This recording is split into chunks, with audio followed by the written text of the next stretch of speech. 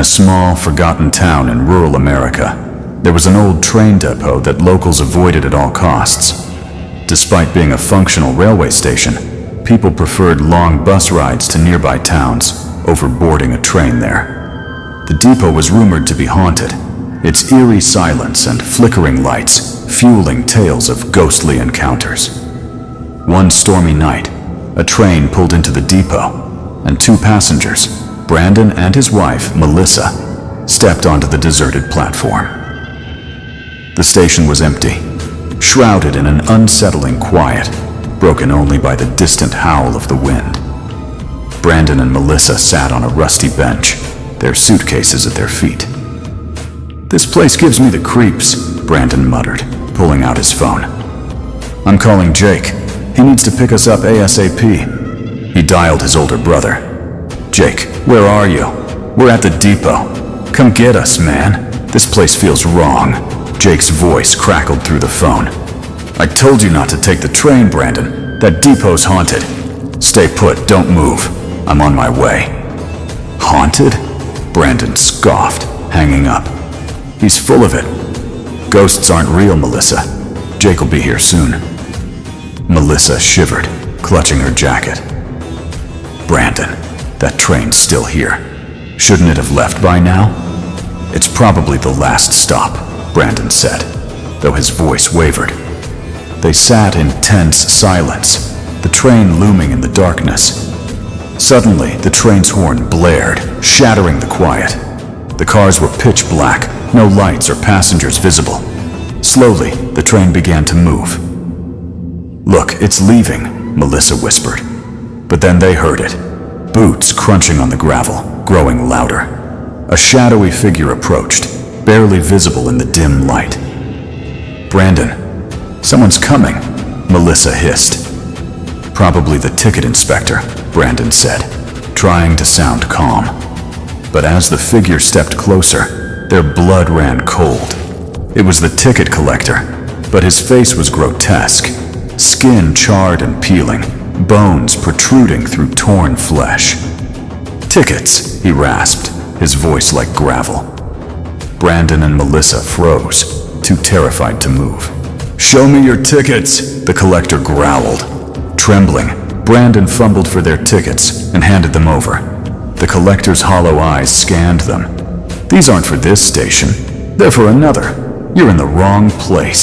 Before they could respond, figures emerged from the shadows, spectral police officers, their faces as mangled as the collector's. "No tickets," one barked. "They get the punishment." "No, please. We have tickets," Brandon pleaded.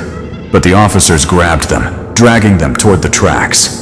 "This isn't your train," the collector sneered. "It's ours."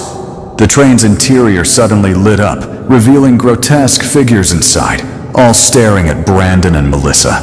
The officers hurled them onto the tracks as the train barreled forward. They screamed, bracing for impact. But the train passed through them, leaving them unharmed. Brandon laughed in relief. "We're alive! You can't kill us!" The collector and officers laughed, a chilling, hollow sound. Melissa began to sob. Slowly, Brandon and Melissa felt their breath falter. Their faces turned blue, their bodies collapsed, and within moments, they were dead. As their bodies vanished with the train, the depot fell silent once more, its lights flickering out. Jake arrived minutes later, calling out, "Brandon? Melissa?" He found their bags on the bench, but no sign of them. Panicked, he shouted their names into the darkness. Then he saw them. Two figures approaching, their faces twisted and burned like the collector's. "Let's go home, Jake," Brandon said, his voice hollow. As Jake screamed, the ghostly train roared back into view, swallowing the night. The Doctor's Revenge. In a quiet Midwestern town, Dr. Samuel Carter ran a small clinic known for its compassionate care. Everyone in town trusted him with their ailments. One evening, a man named Tom burst into the clinic, carrying his injured wife, Laura, who was bleeding heavily from a car accident. "Doc, save her!" Tom begged. "She's losing too much blood!" Dr. Carter sprang into action. "What happened?" "We were driving back from the market when a truck hit us," Tom sobbed. "I'm fine, but Laura's hurt bad. Please, do something!" Dr. Carter worked quickly, stabilizing Laura's bleeding. "Tom, I've stopped the bleeding, but she needs a hospital. My clinic doesn't have the equipment for this. You need to get her to the city, now." "I don't have the money for that," Tom cried. "What if she doesn't make it?" Dr. Carter handed him a wad of cash. "Take this. Pay me back when she's better. Go, hurry!" Tom rushed Laura to the city, but halfway there, she died. Devastated, Tom returned to town that night, his grief turning to rage. As Dr. Carter locked up his clinic, he heard a voice outside. "Doc!" Startled, he stepped out and saw a figure in the shadows, sitting on a bench. "Who's there?" he called, his heart racing. The figure didn't respond. Dr. Carter edged closer, then froze. It was Tom, his face twisted with fury.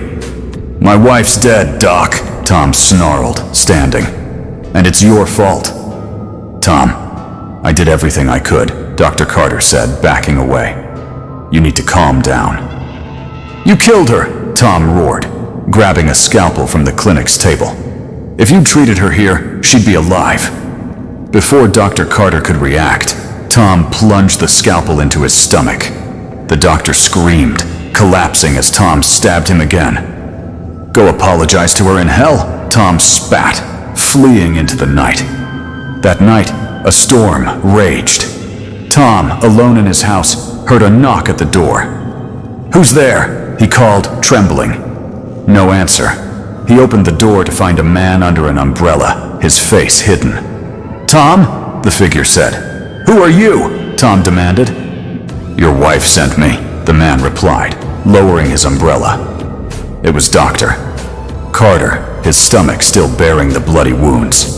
"You killed me, Tom. Now it's your turn." Tom stumbled back, screaming. Dr. Carter advanced, pulling a syringe filled with a dark liquid from his coat. "This is for your guilt," he said, injecting it into Tom's neck. Tom's skin turned blue, his screams fading as more syringes appeared, each one draining his life. Finally, Dr. Carter plunged the scalpel into Tom's chest, pulling out his heart. "Your wife's waiting," he whispered as Tom's body slumped. Dr. Carter vanished with Tom's corpse, leaving the town with a chilling warning. Harm a healer and face their wrath, the clown's curse. In a small town in upstate New York, a man named Nathan lived a lonely life. His disheveled appearance, sparse, oddly colored hair, and a perpetually sad expression made him the target of ridicule. Kids mocked him, and adults avoided him. One night, staring into a cracked mirror, Nathan snapped. "You're so ugly," he muttered to his reflection.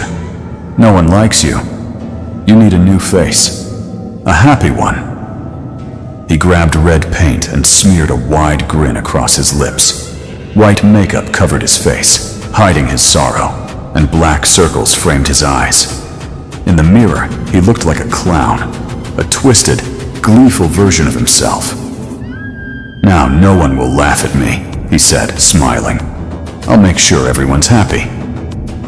With a jar of red paint and a knife in his pocket, Nathan roamed the town at night, searching for others who looked sad.